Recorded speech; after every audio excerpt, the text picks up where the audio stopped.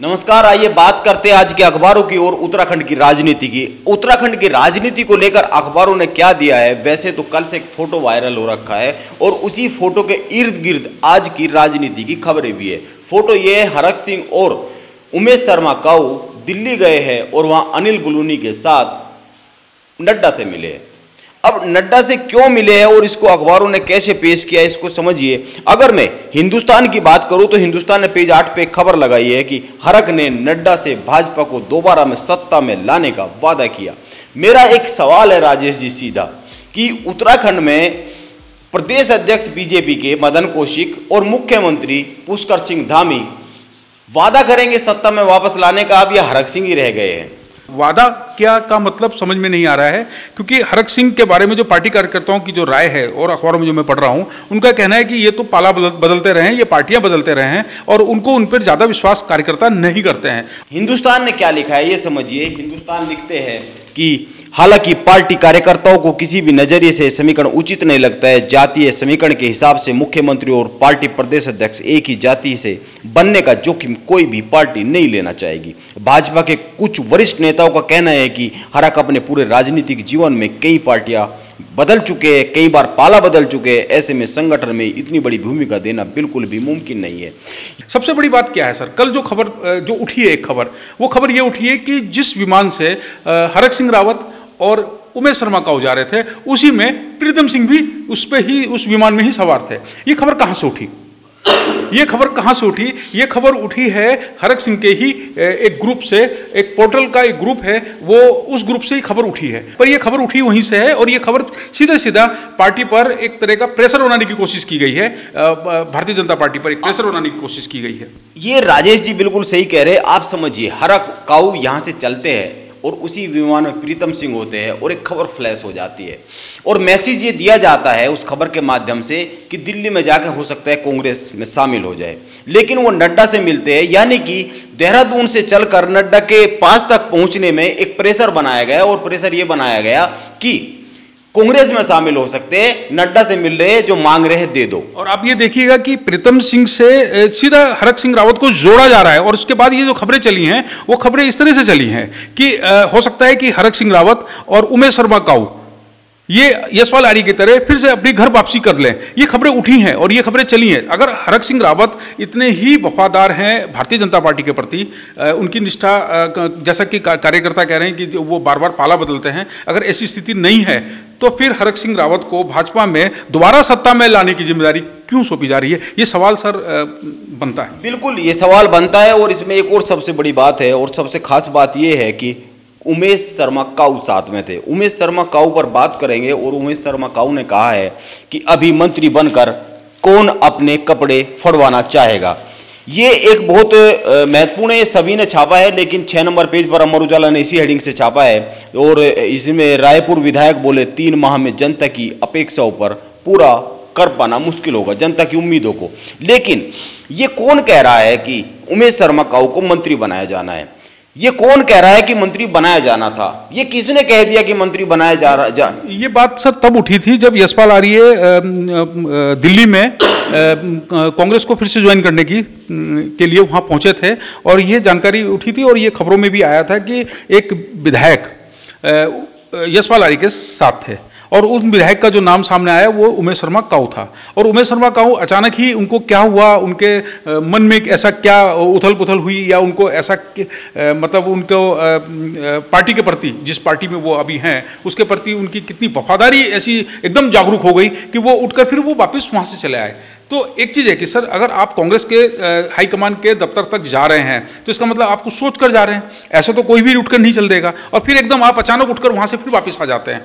तो इसका मतलब ये है कि आप डायलेमा में हैं और आप खुद ही तय नहीं कर पा रहे हैं कि मैं अपनी स्थिति को खुद ही तय नहीं कर पा रहा। इसका मतलब ये भी है कि आप खुद तय नहीं कर पा रहे और उसका मतलब एक ये भी है कि अनिल बलूनी उनको लेकर गए थे। उसका मतलब ये भी है कि अनिल बलूनी ने कुछ कहा था, इनको कोई वादा किया गया था और उसी वादे को लेकर अभी बात हो रही है।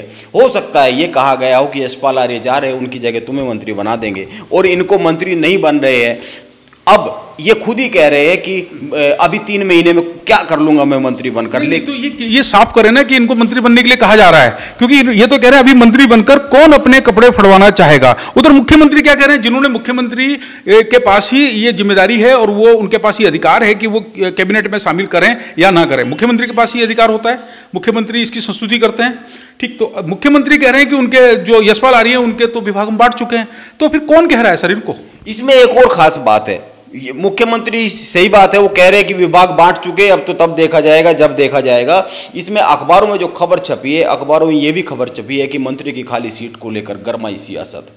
अखबारों में जो खबरें छपी है उसमें यह भी है कि जो यशपाल आर्य के जाने के बाद सीट खाली हुई है वो दलित मंत्री, और दलित मंत्री को लेकर कई सारे दलित नाम सामने आ गए। और दलित नाम कौन कौन से सामने आ गए, ये वैसे तो ये खबर सभी अखबारों ने छापी है, लेकिन अगर हिंदुस्तान के 8 नंबर पेज पर मैं देखूं कि कैबिनेट में खाली ही रह सकता है मंत्री का पद, इसको लेकर एक पद और कई दावेदार। सबसे महत्वपूर्ण बात यह है कि अखबार लिखते हैं कि कई दलित विधायकों ने लॉबिंग शुरू कर दी है। उनका यह भी तर्क है कि कैबिनेट में दलित विधायक के कोटे का पद खाली हुआ है, ऐसे में पहली प्राथमिकता में उनकी दावेदारी सबसे पुख्ता है। मंत्री पद के लिए सबसे मजबूत दावेदारों में पूर्व कैबिनेट मंत्री खजान दास के साथ ही बागेश्वर विधायक चंदन राम दास और जवालापुर के सुरेश राठौर के नाम की चर्चा चल रही है।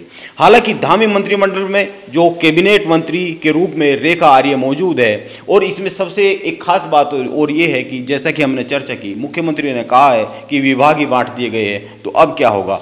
जब विभाग बांट दिए हैं और दलित मुख्यमंत्री के लिए लॉबिंग शुरू हो रही है, तो उमेश शर्मा काऊ कहां आते हैं? और उमेश शर्मा, एक और बहुत खास सवाल है कि उमेश शर्मा काऊ को अगर मंत्री पद मिलता है तो क्या होगा, और मंत्री पद नहीं मिलता है तो क्या होगा? अच्छा, उमेश शर्मा काऊ अभी तो फिलहाल अभी तक के जो सीन में है वो चले गए हैं, क्योंकि उनको वहाँ से दिल्ली दरबार से, जो कांग्रेस का जो दिल्ली दरबार है वहाँ से उनको सीधा वापस बुलाया गया, और किसी ना किसी उनको शायद उपकृत करने की बात कहकर ही उनको बुलाया गया होगा, क्योंकि वैसे तो कोई आएगा नहीं और एकदम किसी का मन परिवर्तन नहीं होता, अचानक नहीं होता। इसको चले गए कह सकते हैं, या इसको ये भी कह सकते हैं कि वो ज्यादा होशियारी दिखा रहे थे। और अगर उनको मंत्री पद नहीं मिलता है, हालांकि वो कह रहे हैं कि मंत्री बनकर मेरे को अब कोई फायदा नहीं होगा, क्योंकि मंत्री बनना पूरे टाइम के लिए मुझे मंत्री बनाया जाए, वही बात कह रहे हैं। और 3 महीने में कह रहे हैं कि मैं जनता की अपेक्षाओं पर खरा नहीं उतर पाऊंगा। जनता की अपेक्षाओं पे तो खरे आप विधायक बनकर भी उतर सकते हो, मंत्री बनकर जरूरी नहीं है।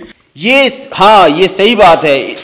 अमर उजाला ने एक खबर लगाई है कि काऊ ने नड्डा से फिर रोया दुखड़ा। दरअसल ये मंत्री पद का जो खेल है, इसको समझिए। मंत्री पद के खेल को लेकर क्या खेल हो रहा है आप सोचिए। अगर काऊ को मंत्री बना दिया जाता है यशपाल आर्य से जो जगह खाली हुई है उस पर, तो उसके यहाँ पर जो पंचायत चल रही है उनकी रायपुर सीट पर, रायपुर सीट के पर क्या पंचायत चल रही है, उन्होंने क्या दुखड़ा रोया पहले समझ लीजिए। सूत्रों के मुताबिक पार्टी विधायक उमेश शर्मा काऊ ने नड्डा के सामने अपनी विधानसभा में राजनीतिक परिस्थितियों को लेकर दुखड़ा रोया। उन्होंने नड्डा से शिकायत की कि पार्टी के कुछ नेता और कार्यकर्ता उनके खिलाफ काम कर रहे हैं। नड्डा ने उन्हें आश्वस्त किया और चुनाव में की तैयारी में जुटने की सलाह दी। अब इस समीकरण को समझिए। अगर काऊ का कद बढ़ता है पार्टी में, तो वहां पे जो पंचायत हो रही है उनकी सीट पर, अखबारों में और कई जगह आई है कि धन सिंह रावत वहां से चुनाव लड़ना चाहते हैं। हाँ, ये बातें लगातार उठती रही हैं, और धन सिंह रावत के कार्यक्रम में ही इन्होंने जो एक हंगामा भी किया था उमेश शर्मा काऊ ने, और किसी कार्यकर्ता पर या किसी पदाधिकारी पर ये बहुत तेजी से इन्होंने शोर भी मचा था, वहां पर काफी हंगामा हुआ था। तो उसके बाद से लगातार ये बात उठती रही कि धन सिंह रावत की निगाह अब रायपुर सीट पर है।